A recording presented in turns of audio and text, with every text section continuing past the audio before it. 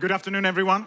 It's great to be here with a very short notice. So I got the message last night at 9 o'clock that there's a slot for me to present.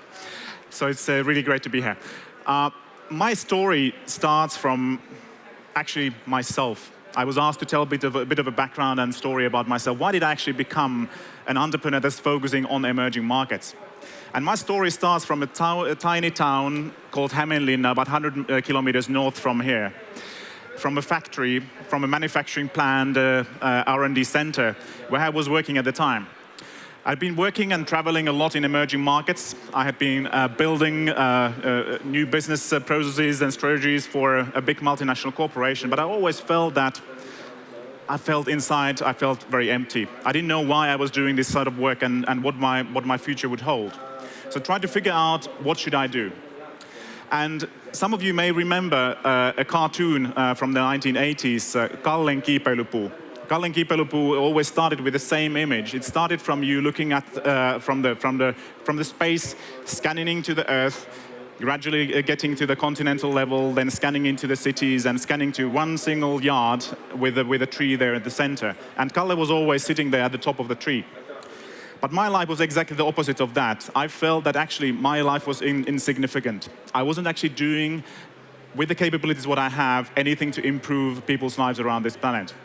So I decided to do something about it, and I decided that one of the critical metrics for my life will be what kind of impact I can actually generate around myself with the people that are most needed for that. So then I made a decision. I jumped to the United Nations. I went to work in Mozambique. I packed my bags. I got 80 kilograms of clothes with me, took my newly wedded wife with me, and started a new journey. I started coordinating UN's ICT for Development portfolio in Mozambique. We did a lot of great initiatives. We were building telecenters, we were working with health, we were working with education, a lot of different topics.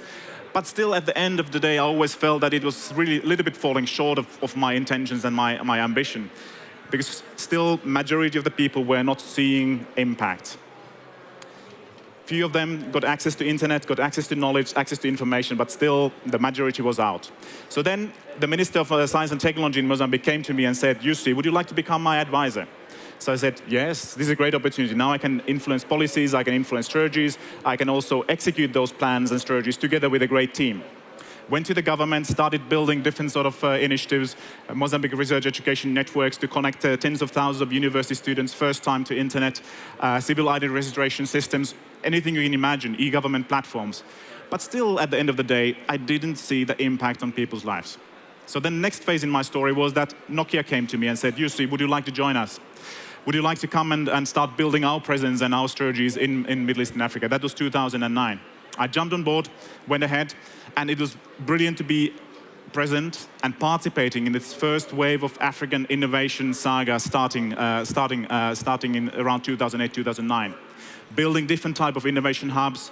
M-Labs, that Jessica was here, was one of the initiatives that we were supporting at the time, and really trying to catalyze the local entrepreneurs and get them on their feet and get them to actually solve local challenges for their own people. And that was the moment when I realized that actually it is always better to go directly to the people, to give them the benefit, give them the impact directly without the middlemen. And that was the decision point for myself, that now I was part of a large multinational, but I still felt that I wasn't in charge. I couldn't control what the corporation was doing. So the only solution left was then for me to actually do it on my own. And that's when I started working with my co-founding partner, Jussi Hinkkanen, who was the founder of Nokia Research Africa at the time. We had very similar value base, and we had three criteria for what we were doing.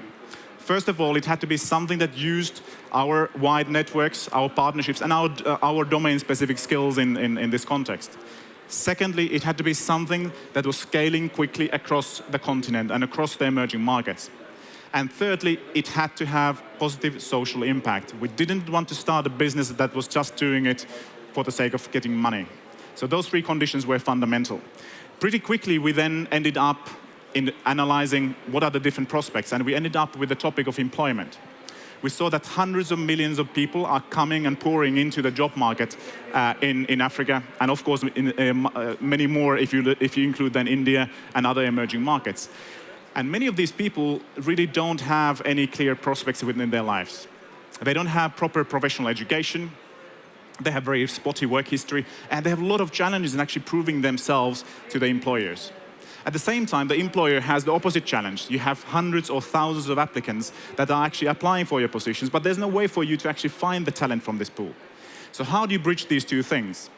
But at the same time, we also realize that actually it is not only about finding a job, but it is actually about building a career. It's about learning new things. It's about dreaming. And that's when we came to the two concepts of aspiration engine and the talent treasury.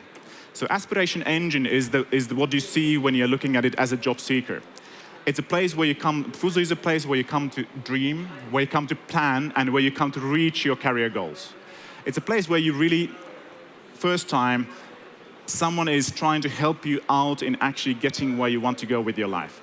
If you look at the traditional transactional platforms, Monster.coms and the other ones, those are just allowing you to post your CV and nothing else, do a bit of matching, but not much more. But they're not really giving you any feedback. Why didn't you actually get that job? What can you do better next time? What kind of skills are you actually missing? Maybe there's something wrong with your talent profile. So the aspiration engine for the job seekers helps you to dream big. At the same time, the employers, they need to have an access to an up-to-date talent treasury, a place where they can always find new talent and way for them also to actually maintain their talent and retain their talent. So that's what Fuzu is about. So if you look at then in a bit more detail, the value proposition, what Fuzu holds is that for the job seeker, it's really about building yourself. It's about building your skills. It's about assessing yourself. It's about training the skills that you would need for the 21st century job market in emerging markets. It's about also being able to prove yourself to the employer. It's about really being able to show and demonstrate your talent and skills to the employer. So it's not just about posting your CV or posting your resume and then getting to the interviews and getting the job. But it's about really looking at you as a holistic individual. And third, it allows you to progress faster on your career. So it allows you to then constantly keep your skills up to date and train yourself and always assess new opportunities. But for the employers, it's a way for you to build your brand as a positive employer, as a reputable employer, but it's also a way for you to find the needle in the haystack. It is really possible for you to find the person that you're after from thousands of candidates without browsing through all of those CVs, but really getting the guy that you want. And then when that person comes into your organization, it allows you to keep his or her skills up to date throughout the career, and thus a lower attrition of the talent pool. So what are the real drivers? We've been hearing a lot about what's happening in the emerging markets, and we've been hearing a lot about what's happening in Africa. Some of that data is right, some of that data is wrong, but really there are three major drivers behind Fuzu. The first one is the massive growth of mobile internet. We've been hearing stories about this. One thing and one caveat what we have is that you have to be a little bit careful and cautious with the figures what you get. Some of that data is not really quite up to date. But the reality, of course, is that today we have already about 100 million mobile internet users in Africa, growing to 500 million over the next 4 years. And mobile is the principal way for you to access information. Mobile is the PC for most of these users. It's not going to be their tablet or their laptop, but it's their mobile. But from 100 million to 500 million, massive shift. The second one that is also very critical is the economic transition. So a lot of people are actually moving classes. They're leaving a social class that they belonged early on, whether they're at the bottom of the pyramid earning a few dollars a day and moving up the ladders. Of course, that transition takes a long time. But still, if you look at some of the figures here on the top, you can see that much of the African continent and consumers are actually becoming first-time consumers of products and services. And that's a massive transition when it comes to the shift. And third one, of course, is the education revolution. We've been hearing about MOOCs, we've been hearing about different sort of initiatives, but the big thing here is that first time we are seeing the liberalization and democratization of educational content. So everyone can have access to high quality content irrespective of place and time. So the way that Fuzu turns this concept into a real functional business is basically three revenue streams. A bit of advertising, very much targeting the employers that are using our platform to build their talent pool and try to find the talent from the markets. But secondly, then, of course, the employers who are providing different type of value-added services or buying and purchasing different type of value-added services, other than, for example, recruiting services or analytical services about what kind of skills and talent are there available in the markets, or then trying to keep up the talent pool what they have inside, so really retaining the talent and their skills. And the third one then is a freemium service for the job seekers. So basically everything that you see on Fuzu is free of charge for you as an end user. You can access jobs, you can apply for jobs, you can test yourselves and your skills, you can even educate yourself without paying anything. But then along that journey, remember now that Fuzu is a life cycle approach, which means that it's a solution that you use in different stages of your professional career. So you can have access to different value-adding services along that journey. To give you an example, I'm applying for a job. I'm in the pool of 1,000 different candidates, and I want to understand better how do I stand in terms of competition. What is the skill level what I have? How my talent profile matches with the other ones? How can I actually get to be the one of the top 10 candidates? What kind of skills am I missing? And if in the case that you happen to be the 100th person on the list, you know that you are not going to get the job, but still you're going to get more feedback about what you actually need to do in the future to be the one who gets the job. So it's really about helping you on that journey to get where you want to go with your life. So Fuzu will start from East Africa next year. So we will launching in Q2, beginning of Q2, moving then very quickly throughout East Africa, Kenya, Uganda, Tanzania, possibly Rwanda at the time as well, and then move to West Africa, end of 2015, early 2016, and then move Southern Africa, and then to different parts of the world, depending, of course, on the expansion plans that strategies we have at the time. Our ambition level is by 2017 to have about 13 million users on the platform, growing then to 35 million users by 2019.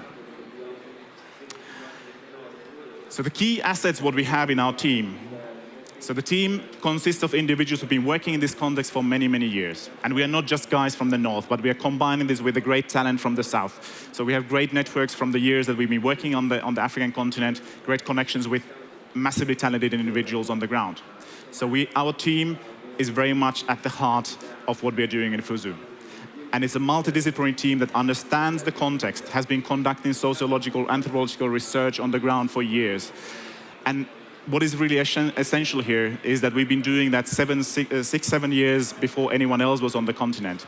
You see now IBMs and the other guys setting up their research laboratories, but we were very much doing the same stuff already 6-7 years back. Second one, of course, is in the base of the base of the pyramid business model. So really understanding how these consumers actually consume, how they actually purchase products and services, and really making it biteable for the income level, and really adding value in such a critical way that they are willing to pay a little bit for that.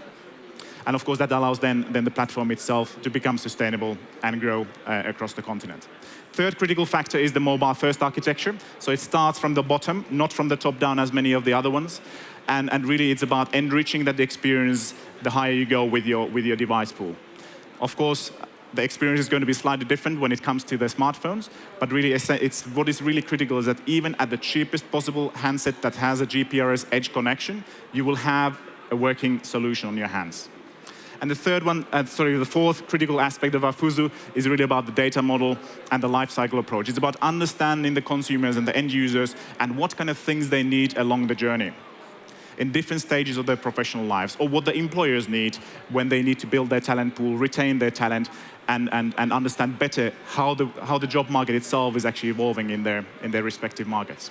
So those are the four critical things that make Fuzu a success story.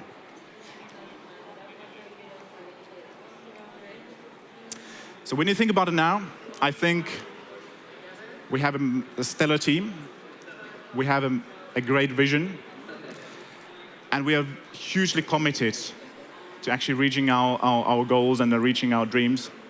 And we don't want to be Kalle. Kalle was the guy at the top of the tree who wasn't really being able to, he was a laid-back guy, but he didn't really want to do anything with the world around him. And that is exactly the journey that we are asking you to jump on board with us and join the Fuzu revolution, our mission, and it would be great to talk to you later. Thank you very much, everyone, for your attention. Thank you very much.